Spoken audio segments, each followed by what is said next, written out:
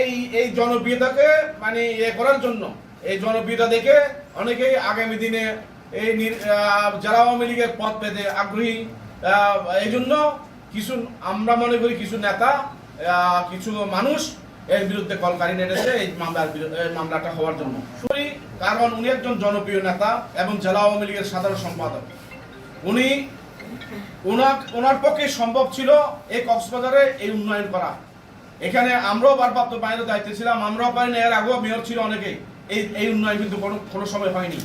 তাই যখন কক্সবাজার পৌরসভা একটা মডেল পৌরসভায় হচ্ছে এবং তিনি আপনারা দেখতে পেয়েছেন গত ইউনিয়ন পরিষদ নির্বাচনে উনি রাত দিন 24 ঘন্টা এই দলের জন্য কষ্ট করেছে। বলতে চাই, একটি পরিবারের প্রধান হলো এই পৌরসভার প্রধান হলো আমাদের অভিভাবক হলো পৌর মেয়র। আমরা এটুকু বলতে পারি, আমাদের এটুকু বিশ্বাস আছে আমাদের প্রিয় নেতা এই কাজের সাথে জড়িত না। সুতরাং আমরা কাউকে কোনো ধরনের পেশারও নেই।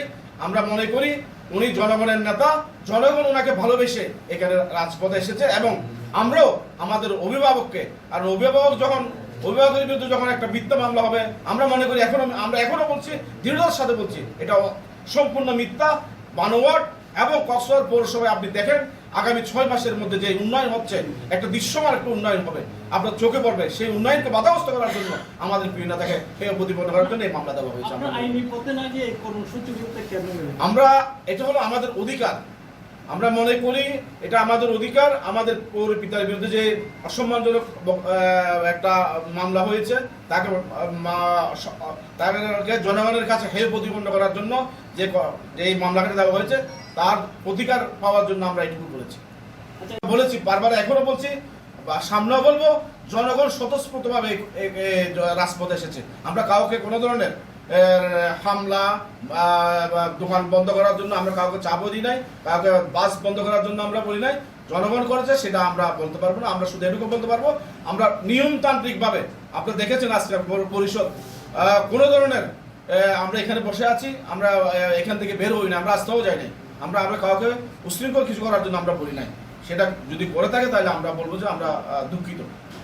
আমাদের কেন্দ্রীয় আওয়ামী লীগের বিপ্লবী সাধারণ সম্পাদক আমাদের প্রিয় নেতা জনাব ওবায়দুল কাদের সাহেবের সাথে কথা বলে আমাদেরকে আশ্বস্ত করেছে যে আমাদের প্রিয় নেতা জনাব মুজিবুর রহমানের বিরুদ্ধে যে মিথ্যা মামলা হয়েছে তার মিথ্যা মামলা অনতিবিলম্বে তদন্ত সাপেক্ষে তাকে এই মামলা থেকে অব্যাহতি দেওয়া হবে এবং আমাদের নেতা যে নির্দোষ সেটা তারা আমাদের সামনে বলেছে এবং তিনি এদের সাথে কোনো জড়িত না, এটা ওনারা প্রাথমিকভাবে জানতে পেরেছে। এবং আমরা মনে করি তাদের সেই তারা আমাদের এখানে এসে পৌরসভা সম্মেলন কক্ষে এসে আমাদেরকে সে আশ্বস্ত করেছে। তাই আমরা মনে করি এইটা হলো কক্সবাজার পৌরসভা একটা হলো আপনার সেবামূলক প্রতিষ্ঠান। আমরা কোনো প্রকারেই জনগণকে জিম্মি করে আমরা জনভোগান্তি আমরা করতে চাই না, কারণ আমরা জনগণের ম্যান্ডেট নিয়ে এখানে এসেছি।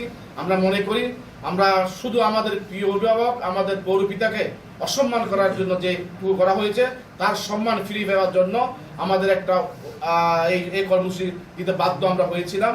আমরা মনে করি আজকে আমাদের সেই প্রাপ্য আমরা পেয়েছি এবং আমাদের সরকারও উনি শুধু একজন মেয়র না, উনি সরকারি দলের একজন সাধারণ সম্পাদক, জেলার সাধারণ সম্পাদক এবং সরকারের সাথে আমরা সরকারের উচ্চ পর্যায়ের নির্দেশে এবং সরকারের চাই না জনগণ ভোগান্তিতে পড়ুক। এবং আমাদের মাননীয় প্রধানমন্ত্রী দেশের বাইরে আছে, আমাদের সাধারণ সম্পাদক দেশে আছে, জেলা কেন্দ্রীয় আওয়ামী লীগের সাধারণ সম্পাদক দেশে আছে। ওনাদের সাথে ওনারা কথা বলে আমাদেরকে আশ্বস্ত করেছে অল্প কিছুদিনের মধ্যে আমাদের প্রিয় নেতা যে সম্মানহানি হয়েছে সেই সম্মান আবার ফিরিয়ে নিয়ে আমরা জনগণের কাছে আমাদের প্রিয় নেতাকে আমরা ফিরে পাবো সেটুকু আশ্বস্ত আমাদের করেছে। এই জন্য আমরা পৌর পরিষদ আজকে সিদ্ধান্ত নিয়েছি, আমাদের যে কর্মসূচি ছিল আমরা সেই কর্মসূচি আমরা প্রত্যাহার করে নিলাম।